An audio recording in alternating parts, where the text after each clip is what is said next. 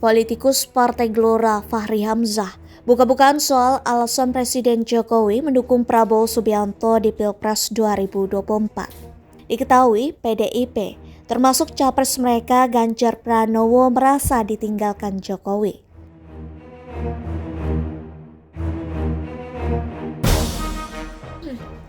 Menurut Fachri Hamzah, dari 3 capres yang ada saat ini, harus diakui Prabowo Subianto yang paling independen dan paling loyal untuk meneruskan program Presiden Jokowi.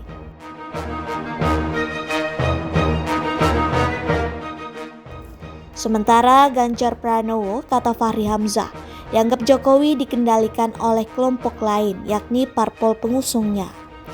Bahkan kata Fachri Hamzah, Jokowi merasa ditelikung Ganjar karena menolak hingga dibatalkannya Indonesia menjadi tuan rumah Piala Dunia U20.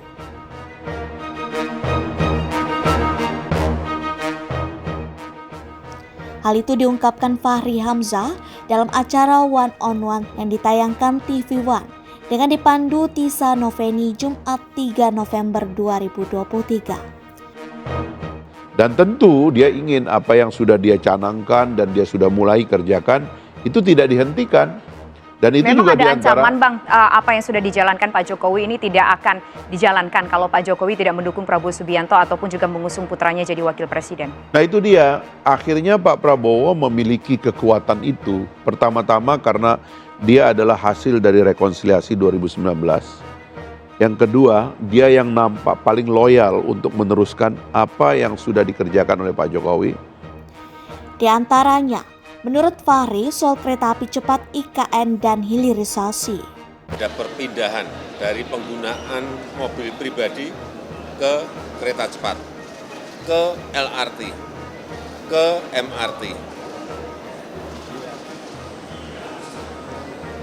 ke Transjakarta. Sehingga kemacetan di jalan bisa dikurangi, polusi bisa dikurangi.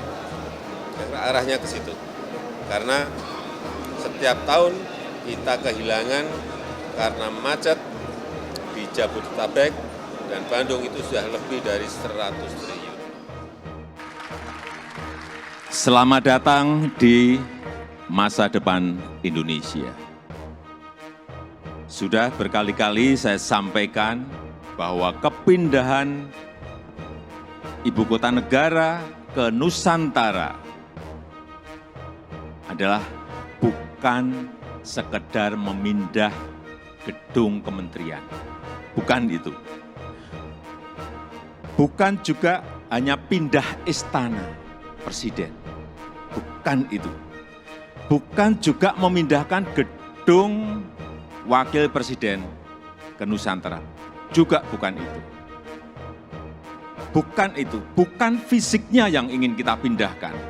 Tetapi yang ingin kita bangun adalah budaya kerja baru, mindset baru, dan IKN sebagai basis ekonomi baru.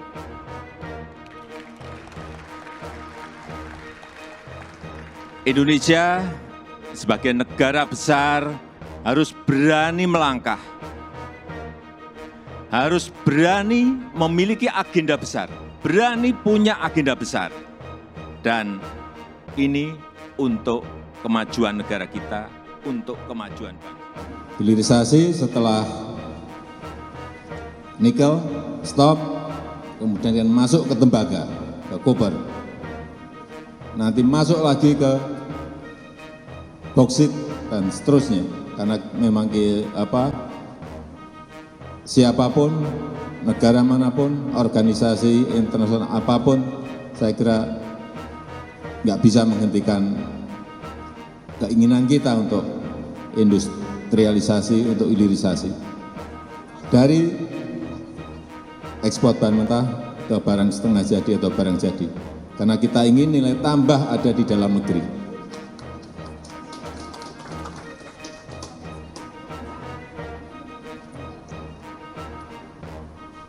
Gimana? Hitungannya gimana? Kalau hitungan kita ya, contoh saya berikan contoh nikel. Saat diekspor mentah bahan mentah setahun kira-kira hanya 17 triliun. Setelah masuk ke industrial downstreaming, ke hilirisasi menjadi 510 triliun. Bahkan untuk hilirisasi dugaan saya, Pak Prabowo dari awal bersama Pak Jokowi ngotot dengan hilirisasi. Ketika lobby-lobby para eksportir sumber daya alam, eksportir bahan mentah, hebat sekali di negara kita ini, sehingga selama ini hilirisasi tidak pernah sanggup kita bikin. Yang jelas, hilirisasi tidak akan berhenti.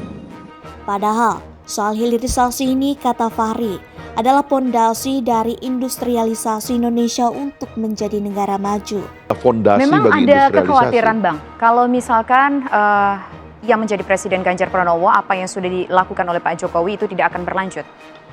Faktanya karena diduga Pak Ganjar dikendalikan oleh kelompok lain yang boleh jadi tidak utuh dia bisa Siapa menjalankan. kelompok lainnya? Menurut Fahri, harus diakui secara jujur dari 3 capres saat ini, yakni Anies, Ganjar, dan Prabowo. Maka nama terakhirlah yang paling independen dan tidak bisa dikendalikan parpol.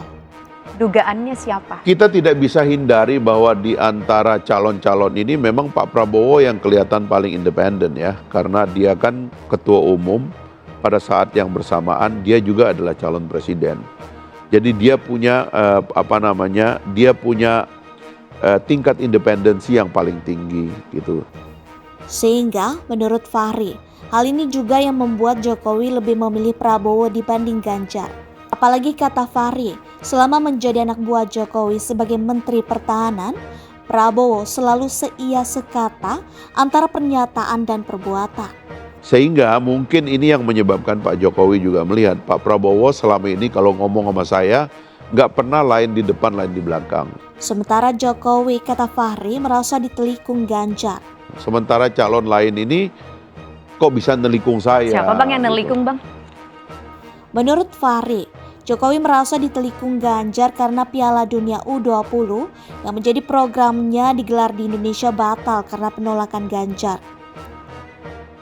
Banyak sudah orang yang ngomong ya, tapi misalnya program Pak Jokowi, misalnya menyelenggarakan Piala Dunia, misalnya kayak begitu, itu tiba-tiba dibatalkan. Oh, jadi di situ momennya Pak Jokowi akhirnya sudah di awal 2020 menyatakan nanyain Prabowo mau jadi presiden apa enggak. Tapi ketika konflik ataupun masalah Piala Dunia yang batal dilaksanakan di sebuah kota di Indonesia, di situ mulainya akhirnya Pak Jokowi Saya nggak bisa Prabowo memasuki Subianto semua wilayah yang mungkin menjadi kontroversi ya.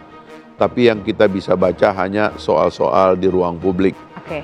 Di mana presidensialisme kita itu sering diterpedo. Saya sendiri merasa dan melihat begitu. Presidensialisme itu diterpedo oleh adanya kaki tangan partai politik di dalam pemerintahan. Yang menurut saya memang itu tidak sehat. Ke depan itu kita harus menyadarkan partai politik untuk stay di dapur. Jangan terlalu banyak bermain di infrastruktur negara dari belakang gitu. Apalagi menurut Fahri, kalau infrastrukturnya itu lembaga keamanan maka harusnya tidak boleh sama sekali. Ya, Pak Jokowi itu sering melihat bahwa ada pemain-pemain di luar dirinya yang secara prerogatif sebenarnya diberikan hak oleh konstitusi untuk mengontrol jalannya negara, tapi tiba-tiba di belakang sana ada pemain-pemain yang rupanya kemudian dia lihat loyalitasnya ada kepada pihak luar, kepada partai politik dan kepada pihak-pihak lain. Hal ini pula kata Fahri yang membuat Jokowi kecewa. Pak Jokowi menurut saya juga kecewa. Saya pernah berkali-kali ngomong sama Pak Jokowi tentang adanya lembaga-lembaga negara yang dikendalikan dari belakang. Saya ngomong terang-terangan sama beliau dan beliau tarik napas panjang soal itu. Nah, menurut saya ini juga harus introspeksi. Menurut Fahri, campur tangan parpol ke beberapa lembaga strategis negara kuat sekali. Saya melihat itu sebagai pengawas pemerintah pada waktu itu, campur tangan partai politik kepada beberapa lembaga strategis itu kuat sekali.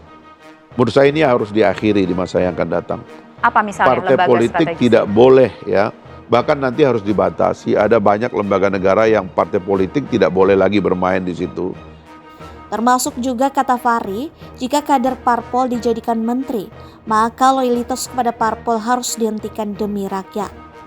Jadi seorang nanti kalau kita menjadi menteri, padahal kita adalah kader partai, kita bersumpah kepada rakyat bahwa loyalitas saya hanya kepada presiden. Loyalitas kepada partai politik harus dihentikan. Oke, Itu tidak baik. boleh itu. Bang, Ini demokrasi dan ini presidensialisme.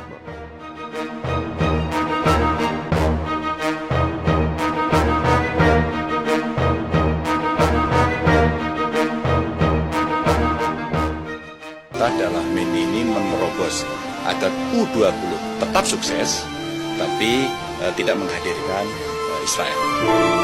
Tapi saya ingin dengar langsung dari mulut Ganjar Pranowo, kenapa menolak Israel menjadi peserta dan bertanding di Indonesia? Ya, saya sampai ngumpulin catatan Mbak ini, saya bawa itu ya. Kan kita punya komitmen ya, komitmen untuk ikut dalam perdamaian dunia, khususnya mendukung Palestina. Kita ikut, itu yang pertama. Dan itu menjadi kontrak sosial kita. Penjajahan di atas dunia harus dihapuskan, tidak sesuai dengan peri kemanusiaan dan keadilan. Dan tentu saja ada juga politik luar negeri kita yang bebas, aktif turut serta dalam perdamaian dunia, dan itu dilakukan. Dan sejak zaman Bung Karno sampai dengan Pak Jokowi kita konsisten kan? Kita konsisten loh Mbak, membela Palestina itu, nggak pernah nggak. Itu konstitusional, ideologis buat PDI Perjuangan.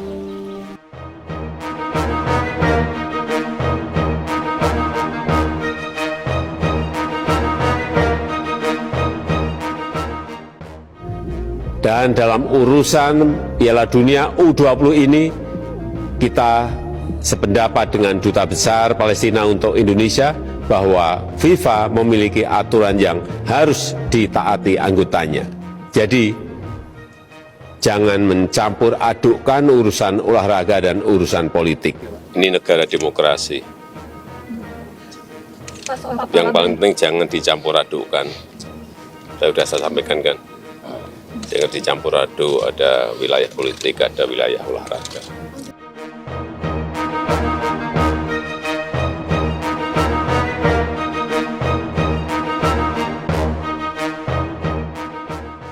Sudah sejak awal kok restu-restu. Sejak awal saya menyampaikan mendukung beliau. Ya kita saling